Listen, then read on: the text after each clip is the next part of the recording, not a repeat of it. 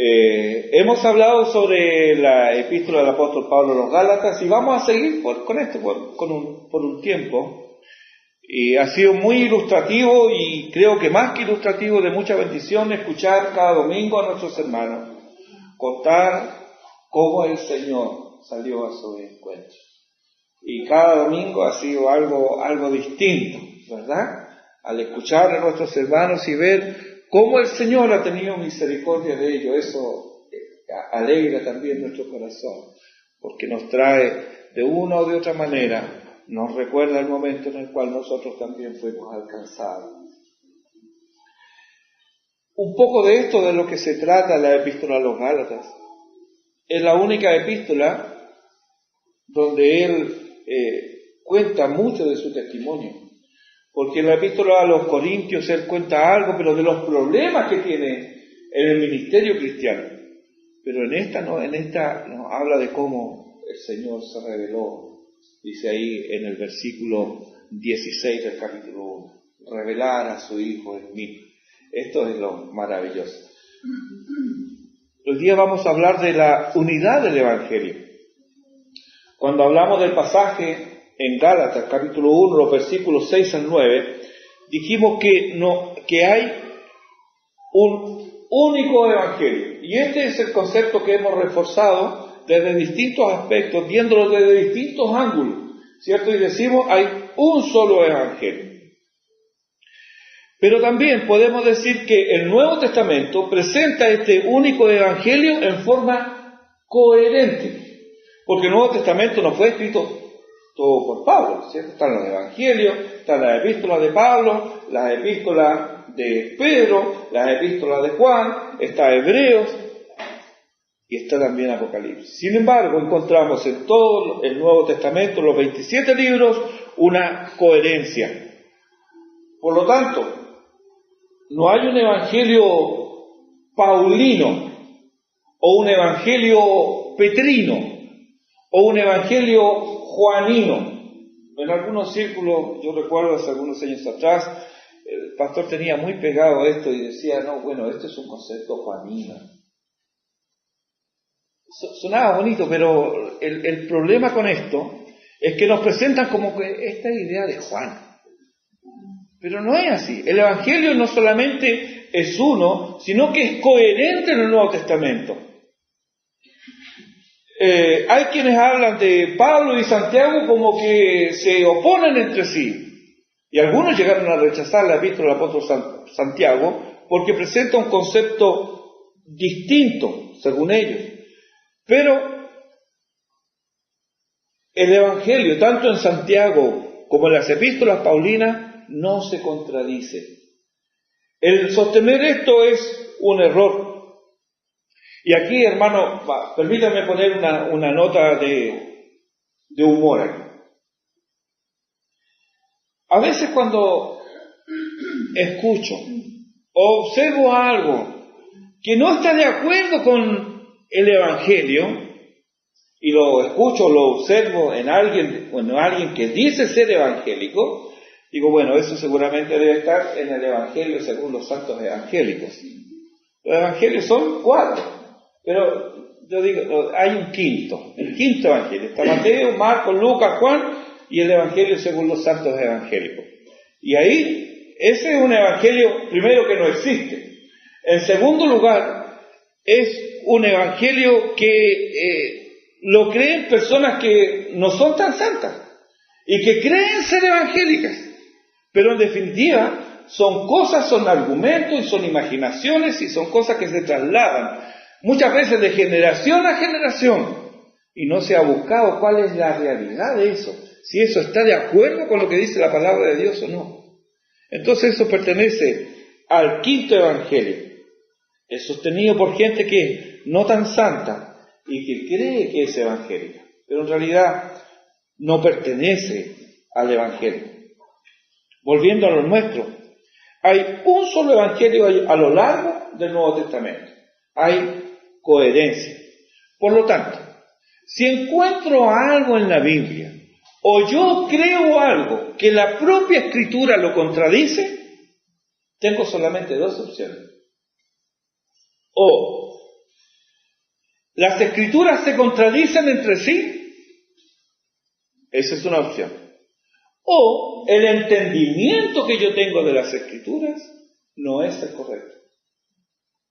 Por lo tanto, ante esto, como yo no quiero errar, ignorando las Escrituras, que fue lo que el Señor le dijo, ¿cierto?, a los saduceos, erráis, ignorando las Escrituras y el poder de Dios, yo no quiero hacer eso, yo no quiero errar. Entonces, si hay algún concepto, hay alguna idea que yo tengo y que choca con lo que yo encuentro en la palabra de Dios, entonces voy a revisar esa preconcepción que yo tengo, voy a examinar además mi corazón, porque muchas veces estas cosas que yo creo y que no están en las Escrituras, sí se acomodan a mi estilo de vida.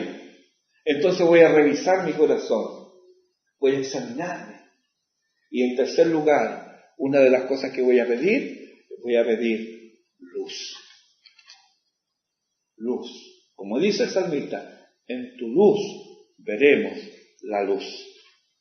Hay muchas áreas oscuras, muchas áreas grises de repente en nuestras vidas, pero no es la voluntad de Dios que nosotros andemos así por la vida.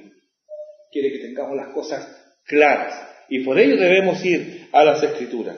En este capítulo 2, que ahora vamos a comenzar, encontramos claramente dos párrafos, inclusive nos han hecho aquí el favor de separarlos, uno hasta el versículo 10 y el otro del 11 al 21. Son dos párrafos que están claros.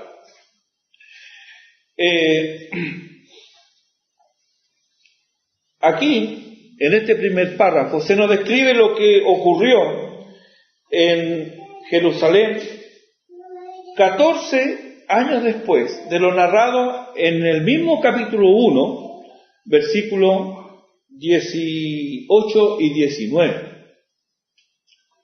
Entonces, capítulo 18 y 19, 14 años después, ocurre lo que se describe aquí en el capítulo 2, versículos 1 al 10. Y estos son algunos pormenores de lo que está relatado en otro lugar. ¿En dónde? En Hechos capítulo 15, versículo 1 al 29. Son pasajes paralelos que es bueno que usted tenga el contexto, ¿ya? Recuerda que cuando hablamos de esto hace algunos domingos atrás, dijimos que el contexto de Hechos capítulo 15 es a partir del capítulo 13, cuando el Señor aparta a Bernabé y a Saulo para una obra especial donde Él los manda a los gentiles. Entonces aquí se originan una serie de inconvenientes que antes no tenían. Y por eso ocurre Hechos capítulo 15, y de aquí nos esboza Pablo una perspectiva distinta, porque él vivió esto. Hemos visto cómo experimentó oposición el apóstol Pablo.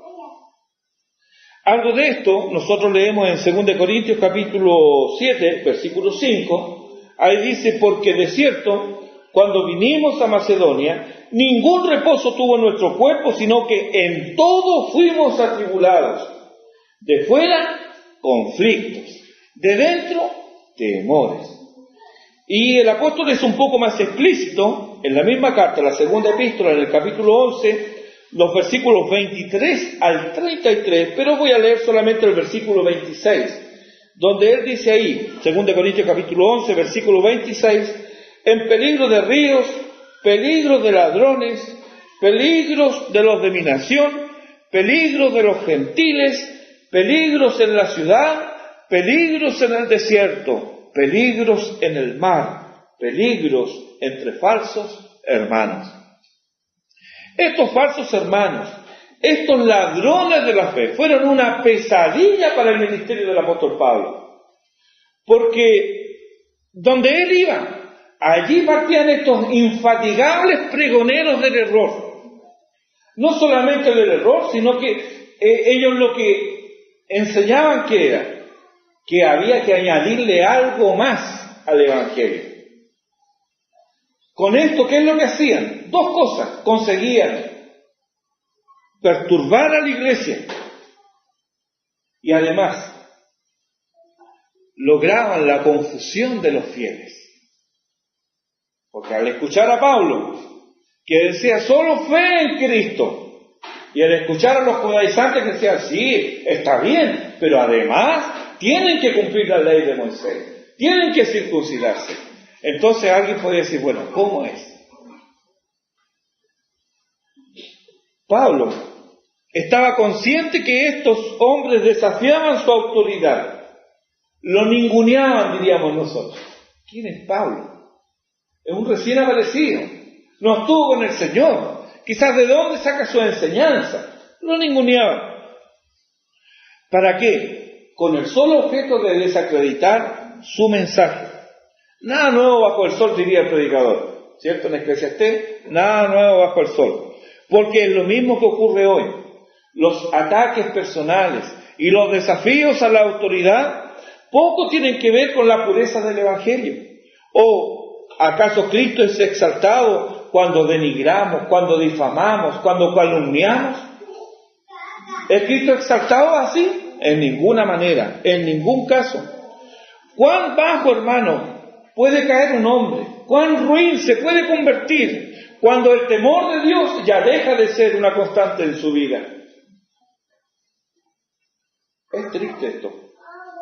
Pero mucho de esto vemos hoy día en el Evangelio.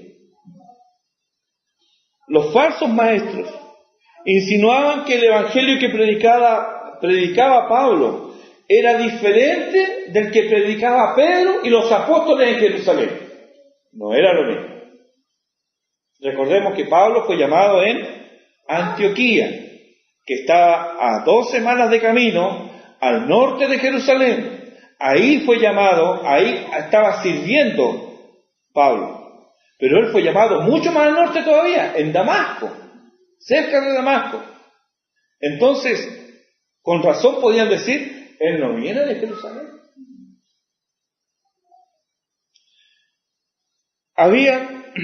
Estos judaizantes habían edificado un mono de paja. Esta es una expresión que algunos no entienden. Edificar un mono de paja es levantar un obstáculo ficticio, algo que en realidad no existe, y luego atacar a eso que no existe y declararse vencedor porque se ha echado por tierra a ese mono. Pero es un mono de paja. Esto es lo que habían hecho.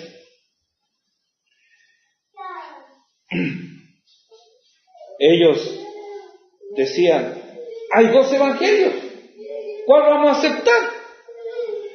Con toda seguridad, decían ellos, no vamos a aceptar el de Pablo, porque Pablo está en minoría, es distinto de Pedro y los demás apóstoles. Ahora, es evidente que tanto Pedro y los demás apóstoles están en desacuerdo con Pablo. Eso era lo que ellos sostenían. Este es el argumento que Pablo quiere acallar. Y en el capítulo 1, él ha demostrado que su evangelio, el evangelio que él predica, que no es un invento de él, no lo recibió de sus padres, no lo recibió de la tradición, sino que el evangelio que él predica ha sido recibido de Dios mismo. Nadie se lo enseñó. Dios fue su maestro. Ahora, él va a demostrar que su evangelio es el mismo que predican y enseñan los demás apóstoles, que no hay ninguna diferencia. En 17 años solo él una vez había ido a Jerusalén. Y estuvo allí solamente 15 días. Y cuando nosotros leemos ese contexto de qué estuvo haciendo Pablo en Jerusalén en esos 15 días, nos dice que él estuvo predicando y enseñando en las sinagogas. Él no fue a recibir instrucción. Con esto él demuestra que su evangelio es independiente del de los demás. Pero ahora, además, confirmará que es el mismo evangelio que ellos predican. ¿Se da cuenta que son 2 cosas distintas? Él recibe el evangelio de Dios y eso es lo que entrega. Nadie influyó en él, ningún ser humano influye en él para que él predique este evangelio. Pero este evangelio que él predica es el mismo evangelio que predica tanto Pedro como los demás apóstoles. Es el mismo. Ahora, esto no solamente demuestra que su evangelio es independiente, sino que además él va a confirmar que es el mismo evangelio que predican ellos, que su evangelio fue aprobado y respaldado por ellos. Veamos los dos primeros versículos de este capítulo 2. Después dice: pasados 14 años, subí otra vez a Jerusalén con Bernabé, llevando también conmigo a Tito. Pero subí según una revelación, y para no correr o haber corrido en vano, expuse en privado a los que tenían cierta reputación el evangelio que predico entre los gentiles. Respecto de esta segunda visita, hay dos cosas que destacan aquí. Primero, sus compañeros, quienes le acompañaron en este viaje a Jerusalén. Y en segundo, su mensaje. Sus compañeros, según vemos en el versículo 1, son Bernabé y Tito. Bernabé era un judío, era un levita. Su característica principal es la que él consolaba con su presencia. Y no solamente esto, sino que también con sus palabras. Tanto es así, tanto le marcaba esta característica, que le cambiaron el nombre, porque él no se llamaba Bernabé. ¿Cómo se llamaba él? José. José se llamaba él. Y le pusieron Bernabé, que quiere decir hijo de consolación. O sea, era su característica, era tan evidente que le cambiaron el nombre. ¿Cómo sería? Y le pusieron Bernabé. Y él fue apartado para el ministerio junto a Pablo en Antioquía. Mira, aquí observamos otra cosa. Porque Bernabé llegó al Señor mucho antes que Pablo. De hecho, a Bernabé, cuando él lo mandan a Antioquía para ver qué es lo que está pasando con los gentiles, él después va a Tarso a buscar a Pablo. Y se lo lleva a Antioquía. Y allá, sirviendo al Señor y ministrando al Señor y a la iglesia, el Espíritu Santo dice: apártenme a Bernabé y a Saulo para la obra a la que yo, el Señor, Él los aparta, Él los envía, Él les da el mensaje. Dios lo hace. Ese era Bernabé. Tito, en cambio, él era un gentil. Él era un griego. Él era incircunciso. Pero era producto, era fruto del ministerio de Pablo a los gentiles. Y precisamente su caso, como ejemplo, estaba en el ojo del huracán. ¿Qué pasa con Tito? Él no es circuncidado. ¿No es hermano entonces? ¿O es menos hermano? ¿Necesita circuncidarse para ser hermano? Esto era lo que estaba en cuestión. ¿Cuál era su mensaje? Su mensaje, el de Pablo, y que él expondrá ante los apóstoles a Jerusalén, es el evangelio que predicaba. Pero este mensaje no es el motivo de su viaje. No fueron los apóstoles los que mandaron a llamar a Pablo. Esto es importante considerarlo. Sino más bien, Dios le dijo que fuera. Miren el versículo 2 dice: pero subí según una revelación. Él no fue porque fue llamado por los apóstoles. A ver, Pablo, ¿qué estás enseñando? Y hemos escuchado esto y esto. No, fue así. Él fue a Jerusalén por una revelación. Ya en Jerusalén expone privadamente el evangelio que predicaba, no porque tuviera dudas o le faltara información, sino más bien porque los judaizantes le empujaron a ello al afirmar y sugerir que el evangelio que Pablo predicaba era distinto del de los demás apóstoles. Así que aquí tenemos al intrépido apóstol. Aquí lo tenemos. Si los judaizantes tenían razón, ¿qué pasaba? Sería rechazado el mensaje de Pablo y también el compañero de Pablo, porque Tito era un gentil incircunciso. O sea, era la demostración en carne y hueso del evangelio que Pablo predicaba. No era menor el riesgo, porque junto con Tito, ¿qué pasaba? Todos los gentiles serían rechazados. Y eso no hubiera tocado a nosotros. Entonces no era menor. Habría sido el fin de las buenas nuevas. Veamos entonces cómo se preservó la unidad de la iglesia. y de esto es lo que vamos a hablar hoy día, preservando la unidad de la iglesia.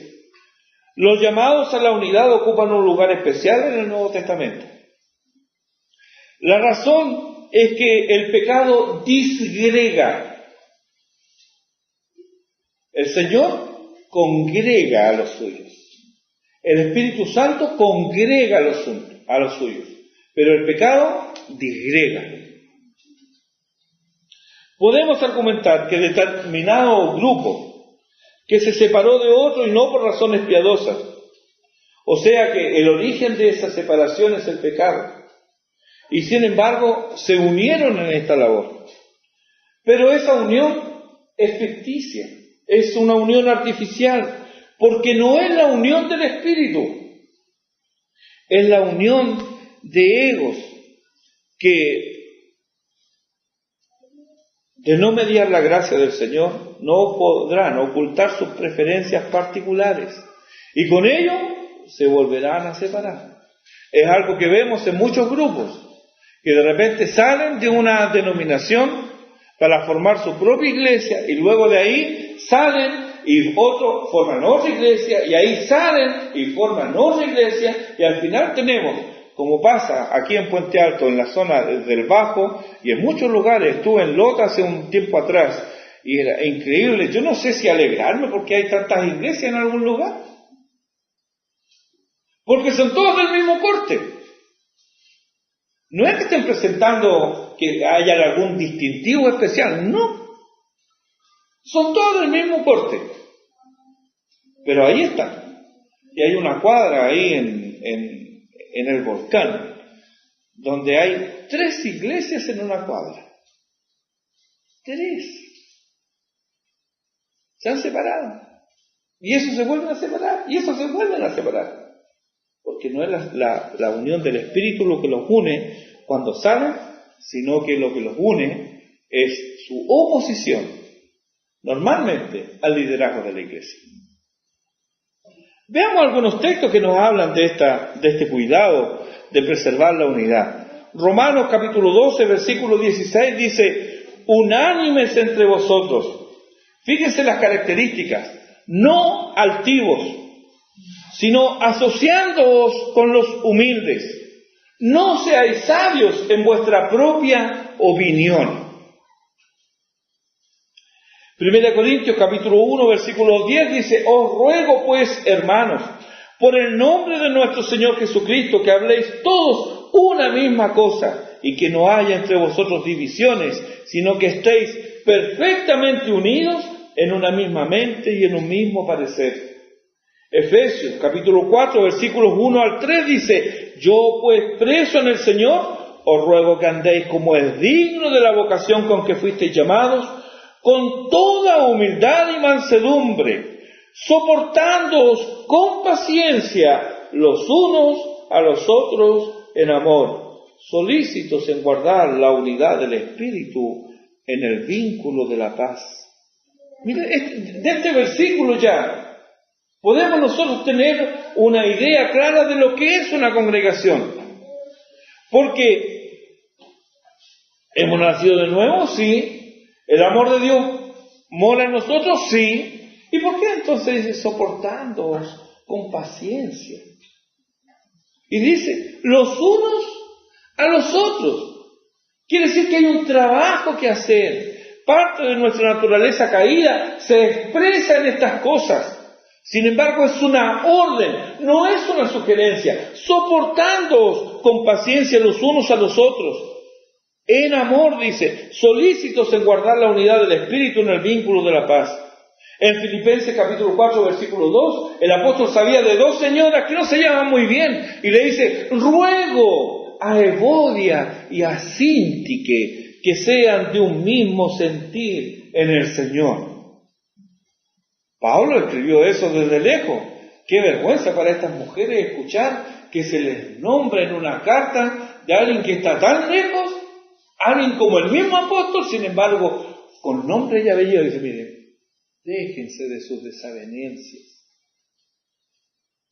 Ruego a Evodia y a Síntique. Y así encontramos muchos otros versículos llamando a la unidad.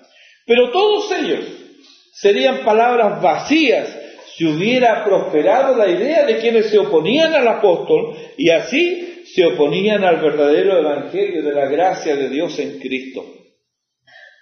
¿Por qué? Porque por un lado Pablo decía, el evangelio de la gloria de Dios en Cristo solo se recibe por fe, es pura gracia y es para las personas de todas las culturas. Esto es lo que anunciaba Pablo.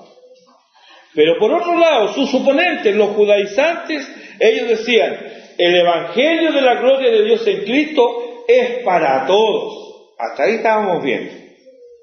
Siempre y cuando se hagan judíos primero. Ahí está la gran diferencia. Estas son dos canciones con letras y con melodías distintas y no se pueden cantar juntas. O es una cosa o es otra, pero no pueden unir ambos. Si los apóstoles hubieran hecho caso o hubieran aceptado tan solo un poco de las enseñanzas de quienes se oponían a Pablo, esto hubiera significado la división en el seno mismo de la iglesia. Ante tamaño riesgo, ¿qué haría Pablo? Seguiría el sentido común y cedería un poco porque era obvio que él estaba en minoría. Aquí es donde tienen trabajo y aceptación los apóstoles del nunca quedas mal con nadie. ¿Qué habrías hecho tú? ¿Serías fiel a tus convicciones bíblicas, aunque eso signifique el desprecio y eventualmente quedar solo? Eso está más riesgo aquí. Conozco muchos que aquí claudican, evidenciando con la exteriorización de sus miedos y temores que no sirven a Cristo. Pablo estuvo dispuesto a enfrentar riesgo y oposición, no porque fuera osado y le gustara vivir al límite. Él tuvo esta disposición, lo vemos en el versículo 5, para que la verdad del Evangelio permaneciese con vosotros. Le era mucho más importante que su comodidad la verdad del Evangelio. Mucho más importante que su aceptación era la verdad del Evangelio. Es bueno buscar la paz y la armonía, pero no a cualquier precio. No al precio de mi libertad. No al precio de la esclavitud de los demás. Aquí es donde debe resonar Gálatas 5.1. ¿Qué es lo que dice Gálatas 5.1? ¿Qué dice? Estad, pues, otra vez, estad, pues, firmes en la libertad con que Cristo nos hizo libres y no estéis otra vez sujetos al yugo de esclavitud. Ahí debe resonar esto. No importando qué, no importando el momento ni la oportunidad, sino que estar firmes en la libertad que tenemos en Cristo. Aquí también vemos que la iglesia es una sola, aunque esté representada por iglesias locales en diversas latitudes. Los ataques al Evangelio en una, tarde o temprano, afectarán a las otras. No hay lugar, por tanto, a esto tan típico. Bueno, ¿y a nosotros? ¿Qué nos importa? Hermanos, los ataques al Evangelio en una iglesia lejos de nosotros, tarde o temprano, nos va a afectar a nosotros. Estamos hablando de una iglesia bíblica, una iglesia que comparte la misma doctrina. Aquí no estamos hablando de iglesias donde tenemos muy poco que compartir o casi nada que compartir. No, estamos hablando de iglesias de sana doctrina que comparten lo mismo que nosotros. Un ataque al Evangelio en esas iglesias, tarde o temprano, nos afectará a nosotros. Por lo tanto, debemos orar los unos por los otros y preguntarnos por esto. ¿Y a nosotros qué nos importa? Eso podrían haber dicho los de Jerusalén. Bueno, si la Antioquía tiene ese problema, es problema de ellos. Que lo resuelvan ellos. Nosotros no tenemos ese problema. No, apóstoles no pensaron así. Ellos no tenían el problema o bendición, dependiendo de cómo se mire, de gentiles incircuncisos entrando en masa en las congregaciones. Quienes llegaban a la fe en Jerusalén eran judíos. No tenían el problema de Antioquía, que fue replicado más tarde en el Asia Menor, hoy Turquía, y finalmente en toda Europa. No tenían ese problema, no habían gentiles. Jerusalén, los que llegaban al Evangelio eran judíos.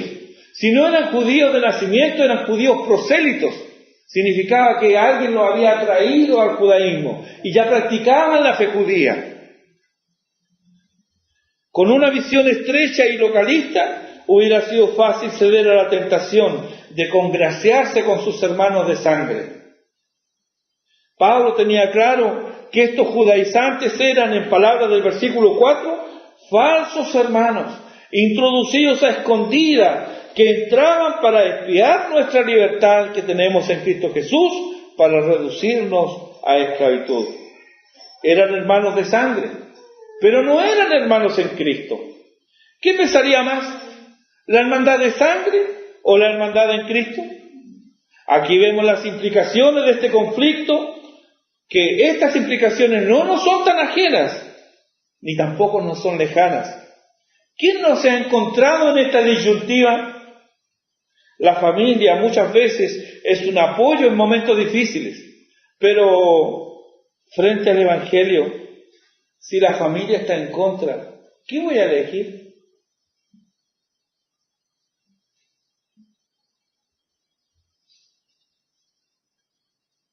No todos tienen el mismo inconveniente cuando llegan al Señor.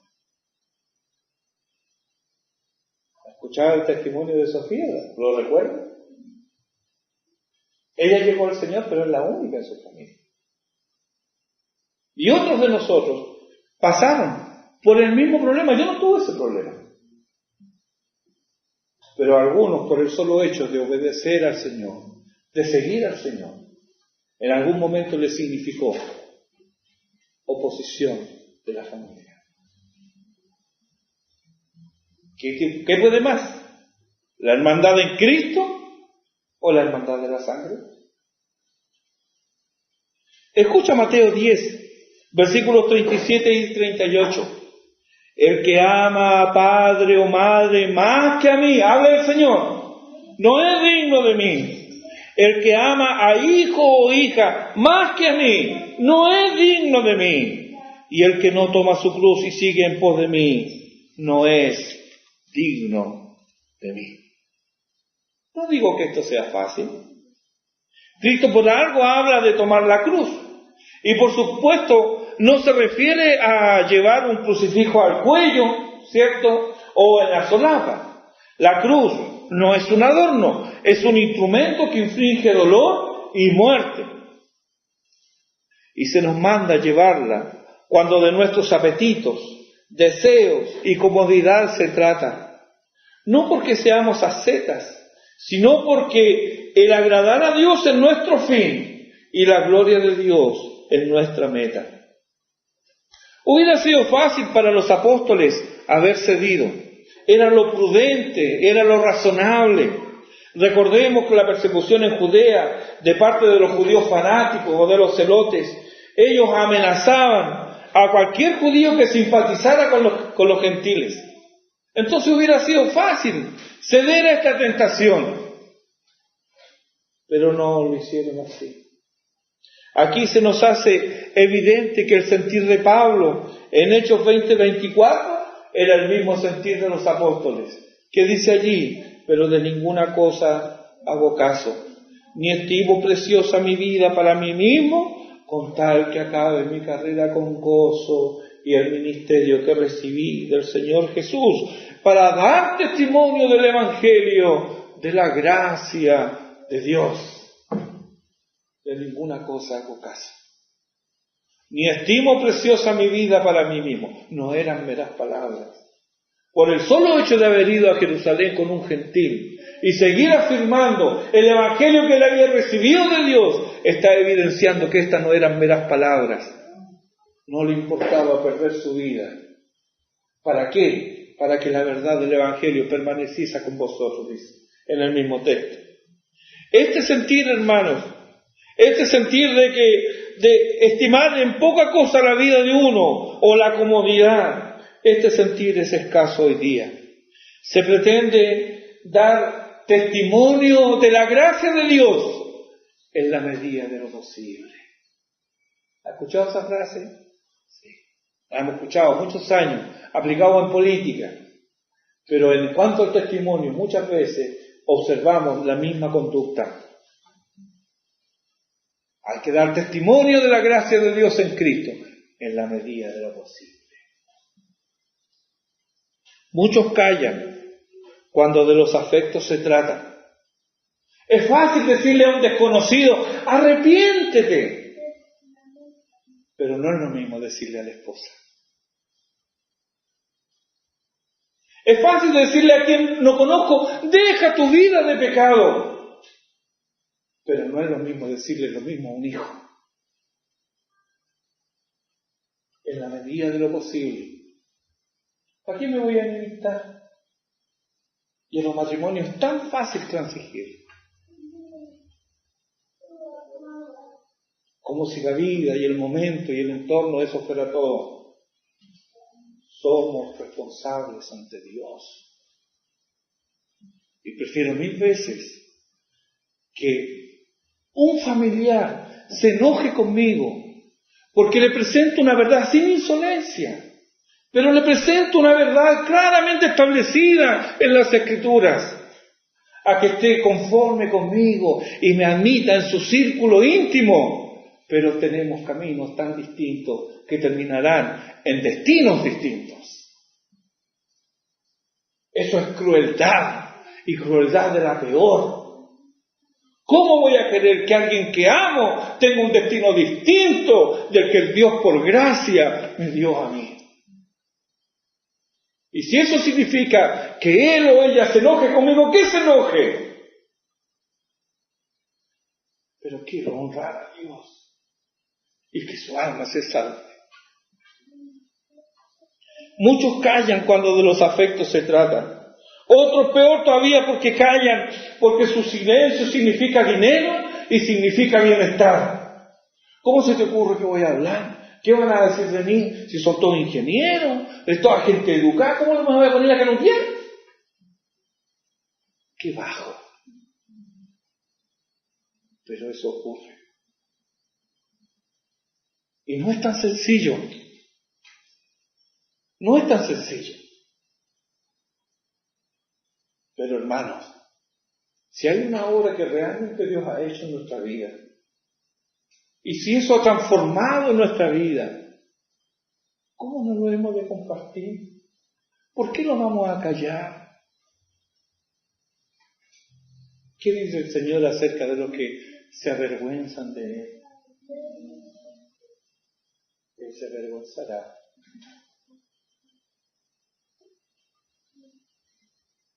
Quienes son presas de estos conflictos y ceden, porque hermanos, todos tarde o temprano enfrentamos estos conflictos, ya sean familiares o ya sean financieros, enfrentamos estos conflictos y a veces a diario.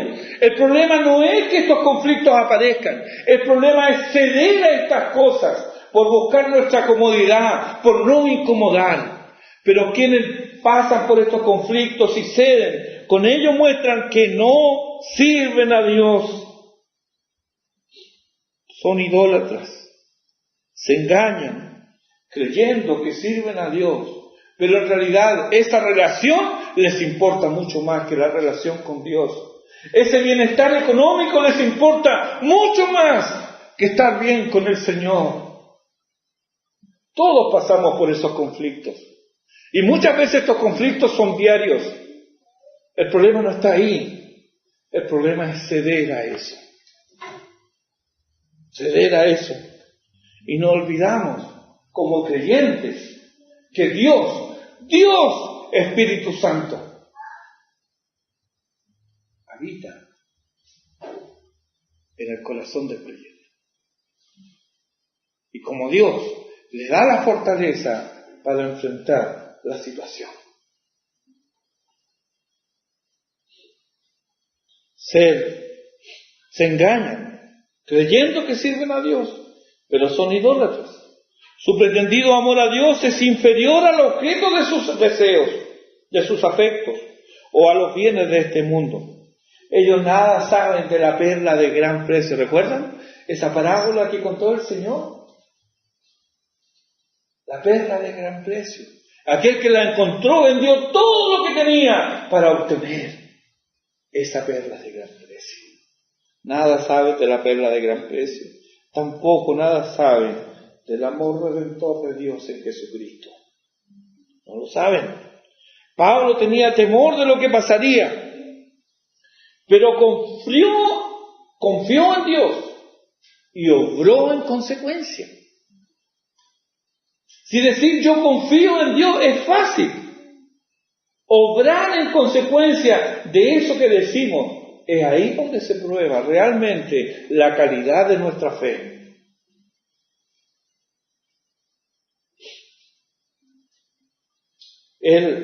Pablo toma a Tito, un gentil no circuncidado, pero cristiano, hermano en la fe, y lo lleva a la misma cuna de los falsos hermanos que se habían introducido entre los verdaderos hermanos. ¿Qué pasaría? Estaba en entredicho su ministerio. No lo aceptaban. Era ir, como diríamos nosotros, a la boca del lobo. Pero allá fue. Leamos el versículo 3 del capítulo 2, dice: mas ni a un Tito que estaba conmigo, con todo y ser griego, fue obligado a circuncidarse. Los apóstoles llevaron a la práctica lo que ya sabían muy bien. Versículo 6. ¿Qué es lo que ellos sabían muy bien? Que Dios no hace acepción de personas. Es lo que encontramos diciendo a Pedro cuando ve que el Espíritu de Dios desciende sobre un gentil como Cornelio. Y le dice: en verdad, ahora entiendo, Dios no hace acepción de personas. Y Pablo lo repite aquí: Dios no hace acepción de personas. Además, desmintiendo los judaizantes, Pablo dice en el versículo 6: los de reputación, nada nuevo me comunicaron. No tenía nada que añadir a mi mensaje. Mi mensaje estaba completo. Ellos lo aceptaron y lo apoyaron.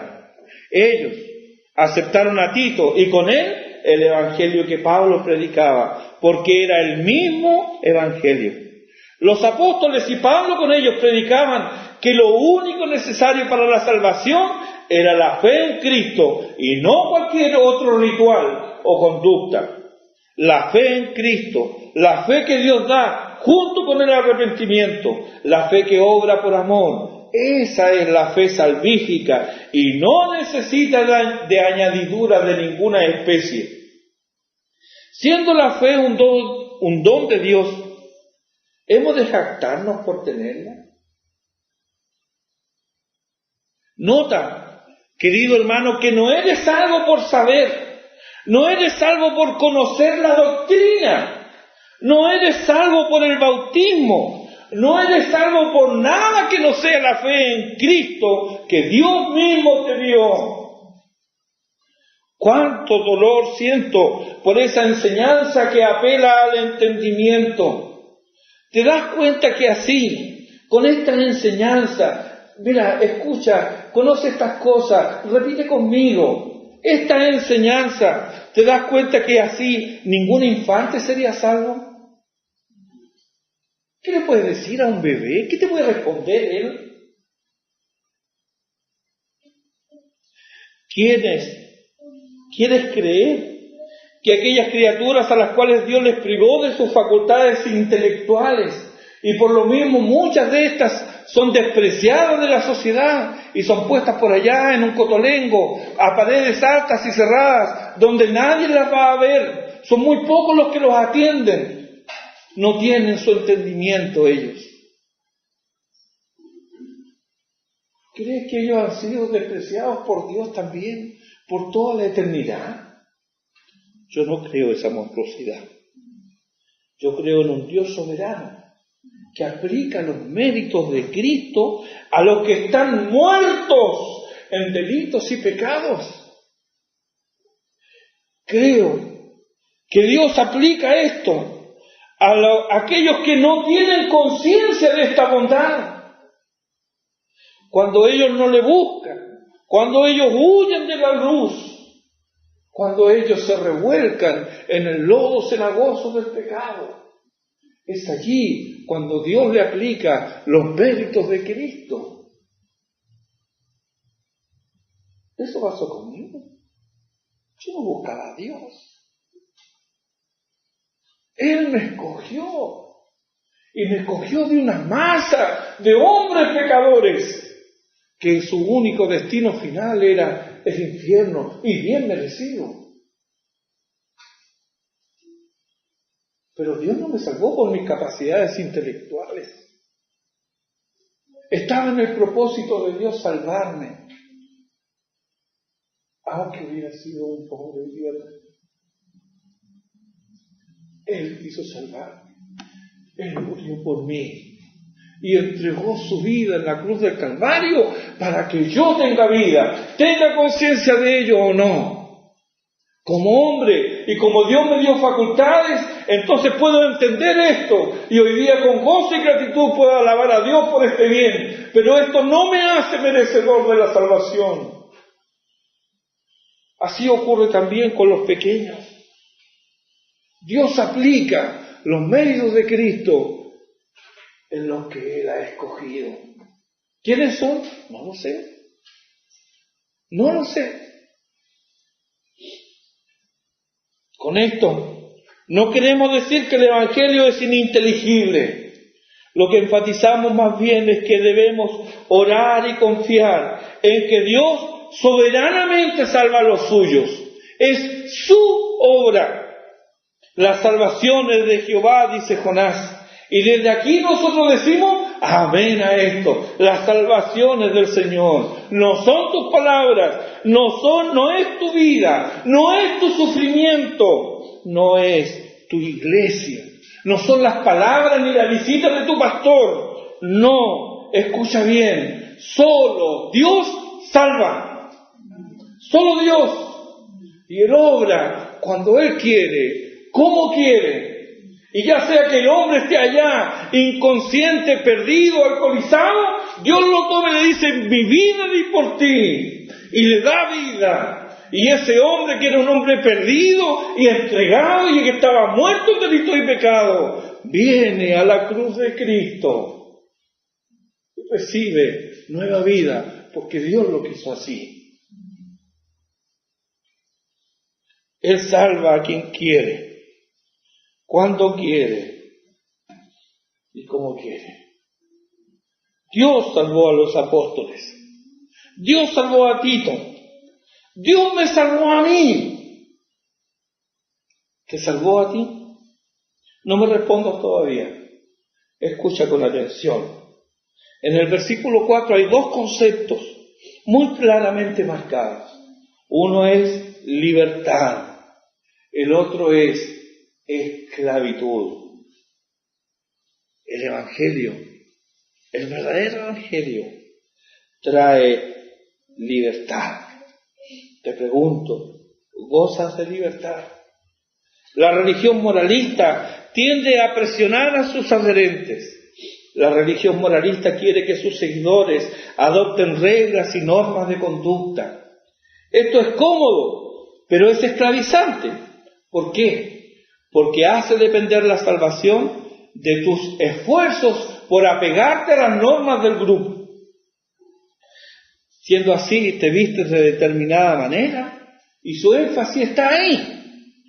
Colosenses capítulo 2, versículos 20 y 21 pregunta, ¿por qué? Como si vivieseis en el mundo, os sometéis a preceptos tales como no manejes, ni gustes, ni aun toques, en conformidad a mandamientos y doctrinas de hombres, cosas que todas se destruyen con el uso. De acuerdo a esto, el moralista se ajusta a no vayas allá, no vayas acá, no vayas a eso es malo, no comas esto, no te vistas así. Su religión es externamente negativa, pero no tiene valor interno. El versículo 23 del mismo capítulo 2 de Colosenses lo demuestra claramente, dice, tales cosas tienen a la verdad cierta reputación de sabiduría en culto voluntario, en humildad y en duro trato del cuerpo. Miren, cierta reputación de sabiduría, pero añade el apóstol, pero no tienen valor alguno contra los apetitos de la carne. Quienes practican esta religión son tan esclavos del pecado como el que más. Y hemos escuchado a algunos de nuestros hermanos aquí contar lo que era su vida religiosa. Antes de conocer al Señor, tuvieron acceso a la religión. Hoy día conversaba con un hermano y decía, muchas veces el hecho que de niños vayan a la iglesia es más un impedimento que algo que pudiera ayudar. ¿Por qué? Porque han escuchado solamente religión. Y creen que con memorizar algunos versículos, creen porque cantan y porque oran y porque el día domingo van a la iglesia, ya con eso está todo bien. Un obstáculo. Y se consideran superiores a los otros que no van. Miran con desprecio al que viste de manera distinta. Pero son tan pecadores como el que más. Y algunos lo hemos escuchado aquí, sincerarse y decir, era tan pecador como el que más. Y peor todavía, porque era un hipócrita. Porque por fuera me mostraba correcto, pero dentro de mí había solamente pudrición. Ellos, estos moralistas, legalistas, ignoran mandatos claros como ama a tu prójimo como a ti mismo, porque esto tiene innumerables aplicaciones a la vida diaria.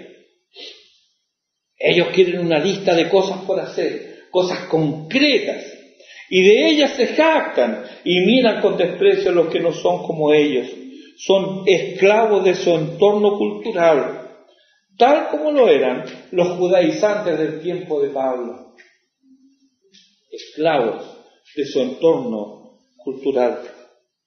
Pero el Evangelio también nos conduce a la libertad emocional, no solo la libertad cultural, sino que la libertad emocional. ¿Por qué? Porque nuestra aceptación por Dios no depende de nuestro comportamiento.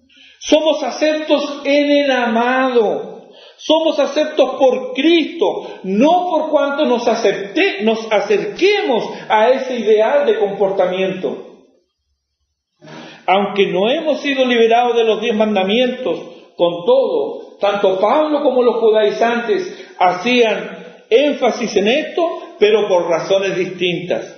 Los cristianos no podemos mentir, no podemos robar, no podemos adulterar, no podemos codiciar, etc. Están vigentes los 10 mandamientos para nosotros. Estamos sujetos a la ley moral como una forma de vida, pero no como un medio para ganarnos la salvación. Son cosas distintas. Los debo cumplir, pero los debo cumplir por gratitud. Obedecemos, no para ganar nuestra salvación, sino por gratitud, porque somos salvos solo por Cristo y en Él. ¿Qué me dices ahora? ¿Eres salvo? ¿Confías en tu conducta para agradar a Dios? ¿Tu desempeño es vital a la hora de acercarte a Dios? Todo logro humano es basura. La salvación es del Señor. No logras la salvación por tus logros. La salvación solamente está en Cristo. Si tu salvación depende de obedecer reglas, practica lo mismo que los judaizantes del tiempo de Pablo. Y estos no eran hermanos, eran falsos hermanos, no eran creyentes. Si aún así llevas una conducta moral y te aferras a ella, quiero decirte, hermano, a pesar de tu conducta moral, estás perdido. ¿Por qué? Porque debes ser hallado en Cristo. Debes confiar solo en Cristo. Él es poderoso para salvar. Solo Él puede darte arrepentimiento y fe. Por lo tanto, no insistas en establecer tu propia justicia. Ya se ha intentado antes y la Biblia nos declara su completo fracaso. Mira, lee, memoriza ojalá estos textos. Romanos capítulo 9, versículos 30 al 32. Y por favor, observa el contraste que hay aquí. Romanos 9, 30 al 32. ¿Qué pues diremos, dice el apóstol? Que los gentiles, que no iban tras la justicia, han alcanzado la justicia. Es decir, la justicia que es por fe. Mas Israel, que iba tras una ley de justicia, no la alcanzó. ¿Por qué? Porque iban tras ella no por fe, sino por obras de la ley, pues tropezaron en la piedra de tropiezo. ¿En quién tropezaron? En la piedra de tropiezo, sí. ¿Pero quién es esa piedra de tropiezo para ellos? Cristo. ¿Cómo es que Cristo puede ser ahora causa de perdición para algunos? Si Él es el Salvador. Es que aquellos que desprecian la justicia de Cristo, no les queda más que poner ante sí y ante Dios su propia justicia. ¿Y qué pasa con eso? Eternamente perdido. Nada puedes hacer. Mira Romanos capítulo 10, versículo 3. Dice, porque ignorando la justicia de Dios y procurando establecer la suya propia, no se han sujetado a la justicia de Dios. ¿Quién es la justicia de Dios? ¿Otra vez? Cristo. Él es la justicia de Dios. Salmo 143, versículo 2, dice el salmista, porque no se justificará delante de ti ningún ser humano. Y esto es lapidario. No se justificará delante de ti ningún ser humano. Pero veamos lo que dice Pablo allá en Romanos capítulo 8, versículo 33. Dice, ¿quién acusará a los escogidos de Dios? Dios es el que justifica. Se fija cuán necio es el hombre y la mujer que quiere establecer su propia justicia para así llegar a Dios. Que tu justicia, que mi justicia sea Cristo. Esa es la que sirve, esa es la que vale, esa es la que alcanza. La justicia de Cristo, no mi propia. Nunca me voy a cansar de hacer un llamado para que vengas a Cristo. Y esto porque no quiero que permanezcas aquí engañado. Porque no eres creyente por ser hijo de creyente. No eres creyente por ser esposa de un creyente. No eres creyente por ser madre o padre de un creyente. No eres creyente porque asistes a la iglesia. Eres creyente porque te has arrepentido de tus pecados. Eres creyente porque Dios te ha dado arrepentimiento y fe para creer en Él. Eres creyente porque han cambiado tus prioridades en la vida y ahora amas a Dios y a los hermanos. Si esto no ha ocurrido en tu vida o dudas de tu condición ante Dios, resuélvelo ahora. No te vayas de aquí sin antes venir a Cristo implorando su perdón y misericordia.